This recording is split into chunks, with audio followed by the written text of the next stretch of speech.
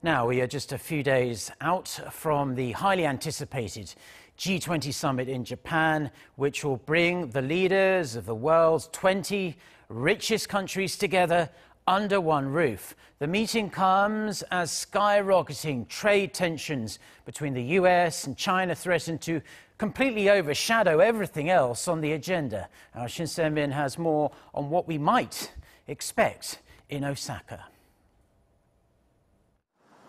The trade talks between the U.S. and China are expected to overshadow the G20 Summit in Osaka this week.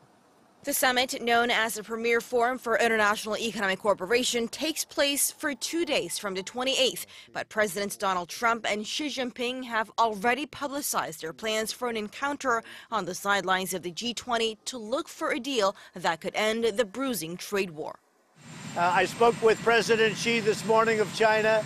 We'll be meeting at the G20, and I think that is working out pretty much as I anticipated it would. China very much wants to discuss the future, and so do we. The trade spat between the world's two largest economies dates back to July last year, when the Trump administration demanded China help the U.S. cut its massive trade deficit that reached over $539 billion last year. The U.S. also pushed for better protection for intellectual property rights and more access to the Chinese market. As the two sides have been exchanging hefty tariffs on billions of dollars worth of each other's exports, the fallout of the trade war has spread well beyond their borders.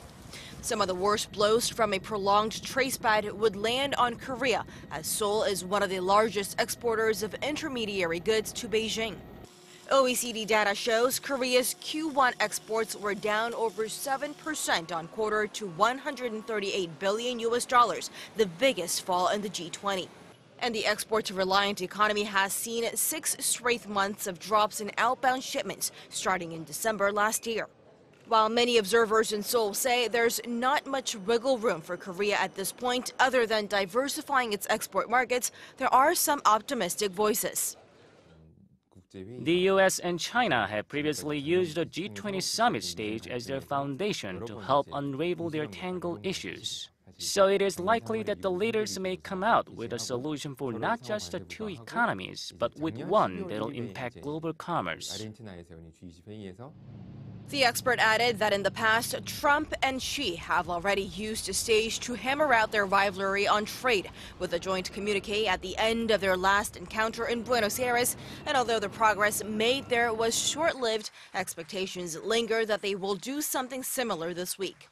With neither side seeming to give ground on tariffs, there's growing attention on whether they can agree on something during the G20 summit this week.